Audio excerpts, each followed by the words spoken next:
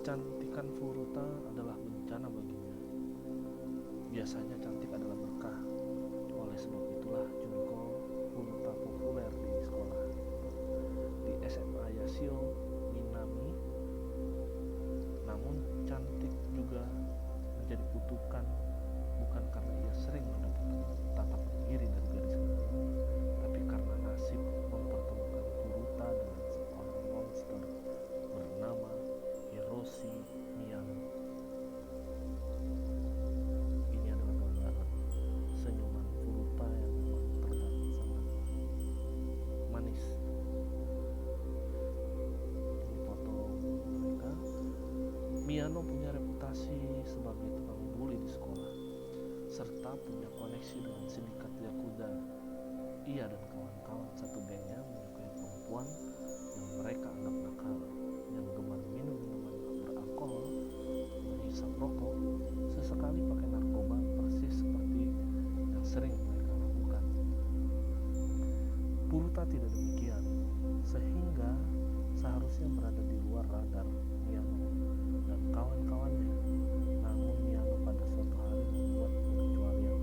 Ia tertarik dengan kecantikan Furuta yang sekali lagi membuat menjadi salah satu siswi paling populer.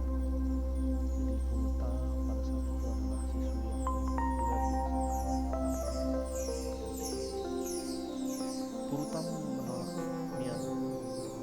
Miyano menyatakan rasa cintanya, tapi Furuta menolaknya dengan alasan tidak sedang berhubungan pacaran. Selama ini, semua siswi di sekolah menanti kemauan Miyano. Ia dan koneksi Yakuzanya yang pamer kekuasaan dan cara eksploitasi yang undang-undang lain. Furuta adalah orang pertama yang mengajari Miyano soal penolakan. Miyano otomatis berbesar. Furuta lahir pada tanggal 22 November 1971. Ia tumbuh dan besar di Misato, Saitama. Seperti kebanyakan siswi dan siswa SMA Jepang pada umumnya, ia juga menjalankan pekerjaan paruh waktu usai jam sekolah. Furuta baru pulang ke rumah saat hari telah petang. Ini gambaran puncak. Furuta memang paras cantik, siswi populer di sekolah, siswa tukang bully yang dekat dengan Yakuza naksir sama Furuta. Kronologisnya di 5 November 1988, Furuta menculik Miyano saat pulang kerja. Furuta disekap, diperkosa, dipukuli, disiksa, dibunuh hingga tewas. Mayatnya ditaruh di dalam drum berisi 208 liter semen lalu dibuang ke kota. Kisah tragisnya. Crime Library. Crime Library mencatat pada malam hari tanggal 25 November 1988, 3 hari setelah perayaan ulang tahun ke-17 Furuta pulang dari pekerjaan paruh waktunya dengan menaiki sepeda.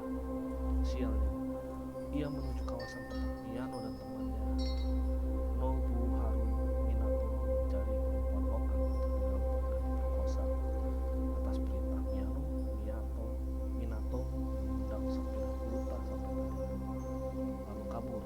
Miyano berpura-pura baru sampai di lokasi dan menawarkan diri mengantar Furuta pulang. Furuta tak menolak, namun ternyata ia diarahkan ke sebuah bekas gudang tak jauh dari lokasi jatuhnya sepeda. Nah, ini adalah untuk para pelaku Miyano Hiroshi. Miyano mulanya melancarkan ancaman dengan kembali menghubungi koneksinya dengan Yakuza.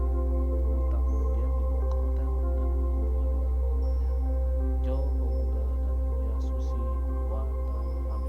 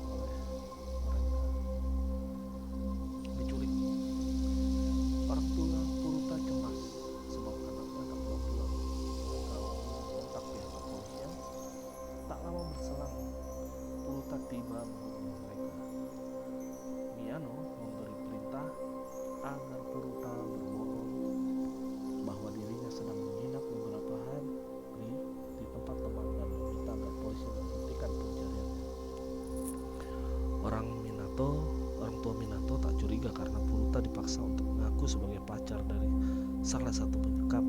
Meski tak sepenuhnya percaya, mereka memilih untuk diam sebab takut dengan yakuza kenalan Miyano. Di sisi lain, Minato juga remaja pemberang yang mulai bersikap kasar kepada kedua orang tuanya. Ini adalah TKP didapatnya jenazah Furuta. 40 hari di neraka. Selama 40 hari ke depan, Furuta berkali-kali mendapat penyiksaan yang tingkat kekejamannya melampaui nalar kemanusiaan. Laporan resmi pengadilan Jepang mencatat penyiksaan yang mendetail yang dinarasikan ulang oleh media massa setempat. Salah satunya tertuang dalam buku William Webb yang bertajuk Murder Under the Rising Sun, 15 Japanese Serial Killer Deaths Terrified a Nation, 2013. Furuta diperkosa yang menurut persidangan kasus ini sebanyak lebih dari 400 kali. Ia hampir setiap saat dipukuli, tubuhnya digantung di atas pelapon dan diperlakukan seperti samsak, perutnya kadang-kadang dihantam barbel. Ia dibuat kelaparan, tapi juga dipaksa makan kecoa hidup atau meminum urinnya sendiri. Beberapa bagian tubuhnya dibakar, termasuk ditempeli lilin panas di kelopak matanya. Bagian tubuh lainnya juga dimutilasi. Dalam kondisi sedemikian brutal, ia tetap dipaksa untuk bermasturbasi di hadapan para pelaku. Kemaluan dan anusnya dimasukkan beberapa benda dan mengakibatkan pendarahan yang hebat. Ia turut kehilangan kemampuan mengontrol kandung kemih dan buang air besar. Nah, ini kondisi diilustrasikan, ilustrasi kondisinya sungguh sangat kejam. Pada Desember 1988, setelah 1 bulan berada dalam penyekapan, Furuta sempat mencoba menelpon pihak kepolisian. Upayanya gagal karena ketahuan oleh salah satu pelaku. Furuta kemudian kembali dihukum lagi-lagi dengan cara dibakar. Furuta sampai meminta agar dirinya dibunuh saja agar penderitaannya berakhir. Namun para pelaku menolak, malah memaksanya tidur di balkon. Padahal saat itu musim dingin. Meski memasuki Januari, penyiksaan demi penyiksaan membuat kondisi fisik Furuta berubah. Luka-luka di sekujur tubuhnya mulai membusuk dan menghasilkan bau tak sedap. Para pelaku kehilangan nafsu bejatnya, sempat mencari korban lain, meski tak disekap seperti Furuta. Pada tanggal 4 Januari 1989, kondisi fisik Furuta sudah hancur lebur. Merujuk catatan Kenji Nakano untuk Tokyo Reporter, Furuta meninggal dunia setelah mendapatkan penyiksaan selama kurang lebih 2 jam.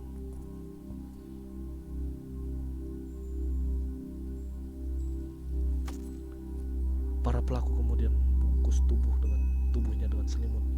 Jasadnya dicor semen, menempatkannya di drum bervolume 200 liter dan mengisinya dengan semen basah.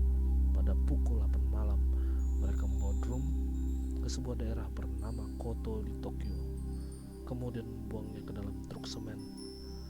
Penangkapan para pelaku terjadi pada akhir Januari 1989. Berdasarkan identifikasi sidik jari, drum yang berisi jenazah Furuta ditemukan pada 30 Maret.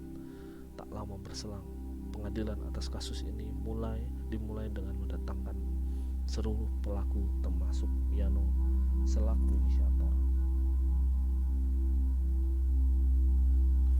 Namun ternyata vonis tidak adil, terutama dalam pandangan komunitas internasional. Hukuman yang paling ringan pelaku adalah penjara 7 tahun, sementara yang terberat Miyano adalah 20 tahun kurungan penjara. Hakim sejak awal kesulitan memenuhi tekanan publik sebab para pelaku masih di bawah umur, masih di bawah 18 tahun. Mereka menjalankan hukuman di usia muda. Usai bebas, beberapa pelaku masih saja bikin masalah. Ada yang menggawangi kasus penipuan, ada juga yang jadi tersangka penganiayaan. Mereka diamankan oleh pihak keamanan dan kembali meringkuk dan di balik penjara. Minato misalnya, pada pertengahan Agustus 2018 ditangkap atas kasus pemukulan terhadap seorang karyawan perusahaan di kota Kawaguchi. Ia juga menyayat leher korban dengan sebilah pisau. Polisi menetapkan sebagai tersangka percobaan pembunuhan. Rupanya Minato tak mau belajar dari masa lalu. Ada juga yang menilai bahwa orang-orang seperti Minato, Miyano, dan pelaku pembunuhan Furuta lainnya seharusnya dipenjara seumur hidup. Mereka dianggap tidak pantas untuk hidup di tengah-tengah masyarakat Jepang, yang sebagian diantaranya bahkan menganjurkan agar Minato dan kawan-kawannya dihukum mati.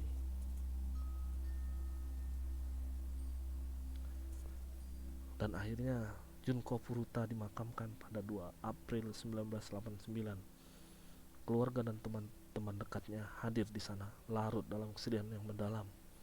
Kisah Furuta dan kenestapan kelak abadi dalam novel, film, hingga lagu. Selamat jalan Junko Furuta. Semoga damai di sana. Terima kasih telah meluangkan waktu untuk menonton video ini. Jangan lupa like, komen, dan subscribe untuk kami bisa membuat video-video lainnya. Sampai jumpa.